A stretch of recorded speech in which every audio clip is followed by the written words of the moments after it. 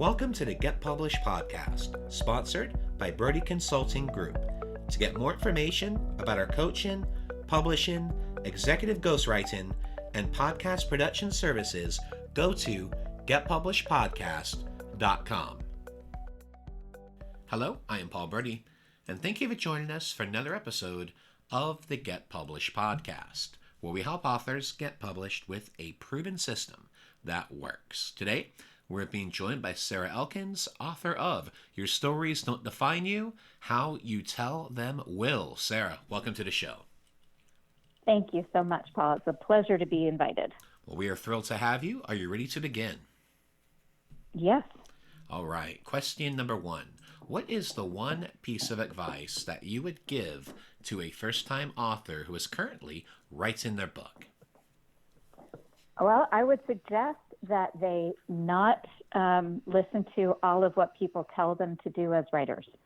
I noticed that all those suggestions about routine, finding the same spot every time, setting aside long chunks of time, none of those worked for me. And I tried to make them work for me, and it just doesn't make sense for everyone to follow those guidelines. So I would suggest you find what works for you and go with it, and don't worry about what other people say is you're supposed to do to be a writer. Well, and I love that you mentioned that, because at the end of the day, it's got to be what's the best fit for the person. And there's no perfect system that's going to fit every single person, because everyone has a different style. Like for me, what I recommend to a lot of my clients is if they're comfortable with it, then focus on so many things a day. So if you can do 500 words a day or 1,000 words a day for 10 days straight, or however you want to do that, that's great. But I know for me personally, I'm a streak writer. So I write when the inspiration hits. And that's the one thing you have to realize is you have to fit it to that person, because there really is no one-size-fits-all approach with this. That's absolutely true. I found that after I took the StrengthsFinder assessment and found focus to be one of my lowest strengths, that I had to use my strategic, which is my top strength, to figure out how to set aside time that worked for me. And that ended up being 15-minute blocks 3 times a day. And I would sit down to write no matter what my mindset or mind frame was at the time. And I never scheduled anything directly after that 15-minute block in case I was in flow. And many times I'd end up in flow and I would just keep going until I hit an end. So that worked for me. Excellent. And what do you feel is the hardest part about getting published? Oh, gosh. For me, it was keeping myself accountable. I knew I wanted to write this book. I started it. I actually started at least 3 books before I finished one full draft of the current book, the Your Stories Don't Define You book. So I think the hardest thing for me was keeping myself accountable to keep writing and finish it. Well, let's talk about marketing. So please share a marketing strategy that you have used in your book launch that has worked well. Well, I kind of have mixed feelings about that question, just because my book hasn't launched yet. It won't be out available until May of this year. But I can tell you that in order to find a publisher that I really wanted to work with, I used the Publishizer platform, which is like a Kickstarter for authors. And the way that I did it is I pre-sold as many orders as I could of my book among my LinkedIn and Facebook and personal networks. So I sent out a couple of emails. I let people know what I was doing, told them it was kind of like a Kickstarter campaign, talked about the book, did a little video. Publishizer requires that you do a video to introduce your book. And so they gave me all the tools I needed to do a campaign on their platform. And that seemed to work for me because it gave me seed money to be able to then get the book published. You know, most people don't go with a traditional publisher for their first book, and I didn't necessarily want to go with a self-publishing route. So I ended up selecting a hybrid publisher that really wanted to work with me based on what I had provided through Publishizer and the first draft that I shipped to them. Excellent. And what was the name of the hybrid publisher, if you don't mind me asking? KB Kohler. So Kohler Books, Koeehler. They're out of Virginia Beach, Virginia. Excellent. I am a big fan of hybrid publishing myself. That's our business model because I really do feel it brings in the best of both worlds, where it brings in some of the do-it-yourself approach because you're consulting with the client, you're working through the process, but you're also bringing in those traditional elements too and working with people that are familiar with this process, because there's nothing in particular that's difficult about publishing, but there's just so many tedious pieces. And if you mess up one little thing, it can completely jack up your launch. Right, absolutely. It's kind of like not hiring a contractor to build a house if you've never built a house before. You really want somebody who's done it before. And it's hard, but there's money up front that you have to pay. And so by using the Publishizer campaign, I had the money to pay, even though I know I'm going to end up having to buy those books that people pre-ordered.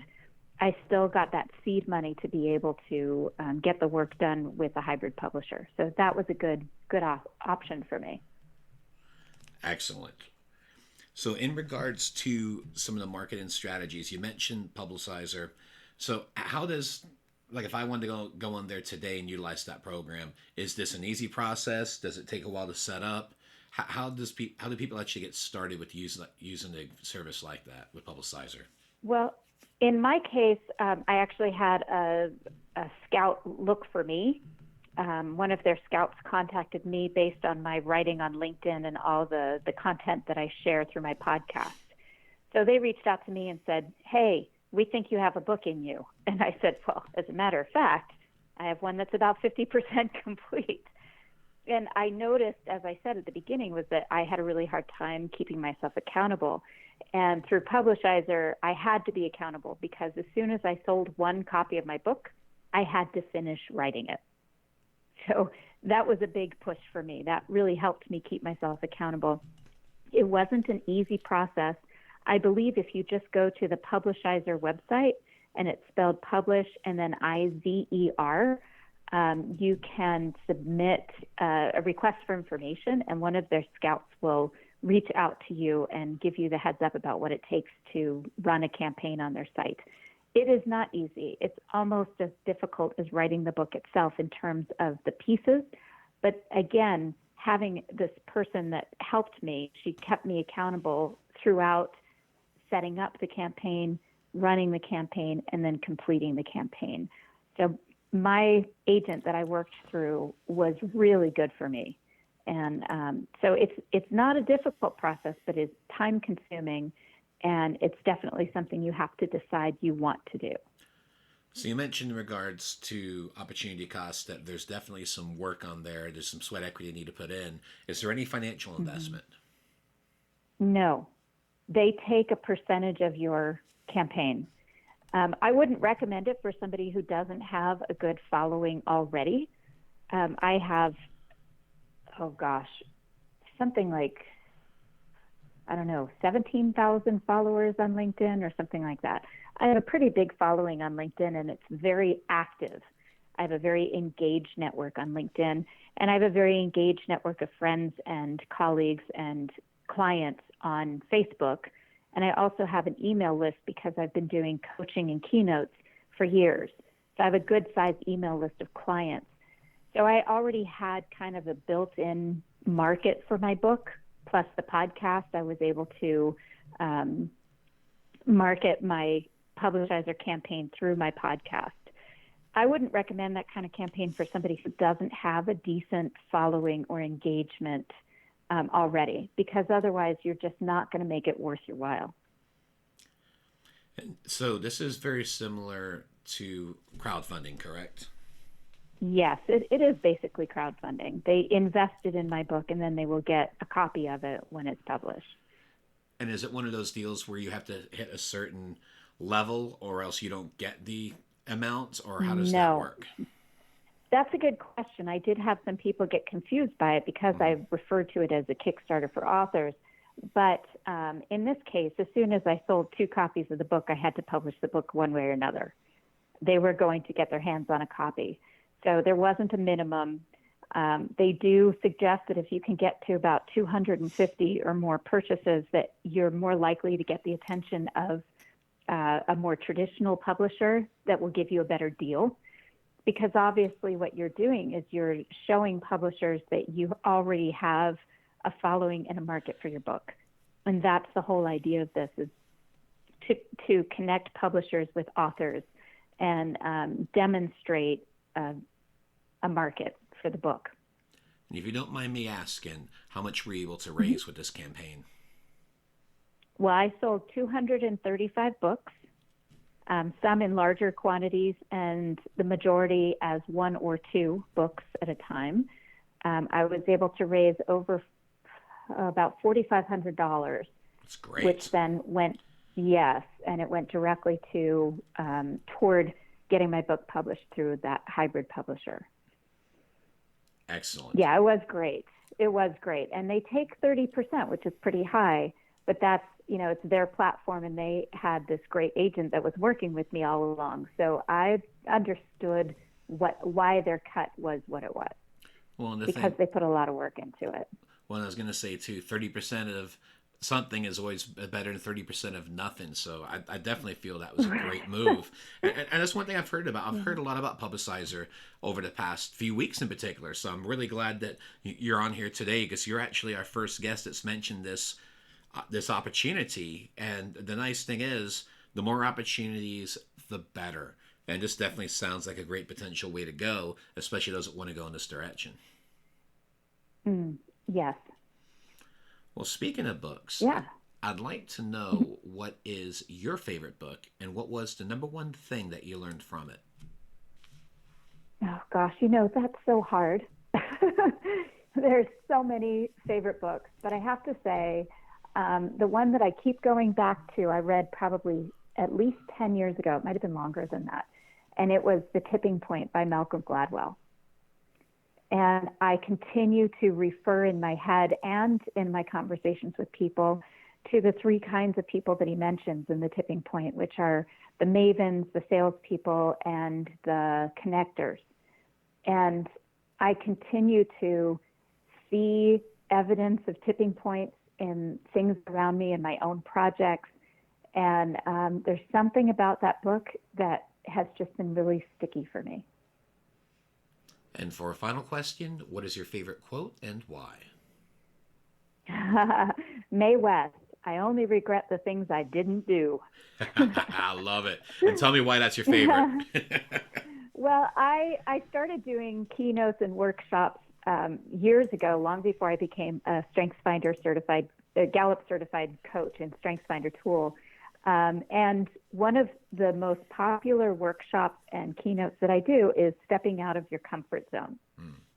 And I use that quote every time I talk about stepping out of your comfort zone, because I think one of the most important things in life is to see an opportunity and choose whether this is something you want to do, and to think about in terms of, will I regret not doing this? Because I think about my younger years of when I go to a show and they would ask for volunteers, and I would want to, but I wouldn't put my hand up because I would be nervous or self-conscious. And I don't ever want to regret not putting my hand up. So there are points now where I really think hard about whether I'm going to regret not doing this later on. Yeah, I think the worst question you can ever have to answer in life is, what if? Right. Regret is just not something that I want to deal with. I know there are things that I would have done differently, but I can't say that I regret things, because I feel like every error in judgment that I've made in my life has brought me to where I am now and has made me a better coach. Absolutely. Well, Sarah, I want to thank you for being a guest on the show. What is the best way for people to find you online? Well, my website is really simple. It's elkinsconsulting.com, ELKINS consulting.com.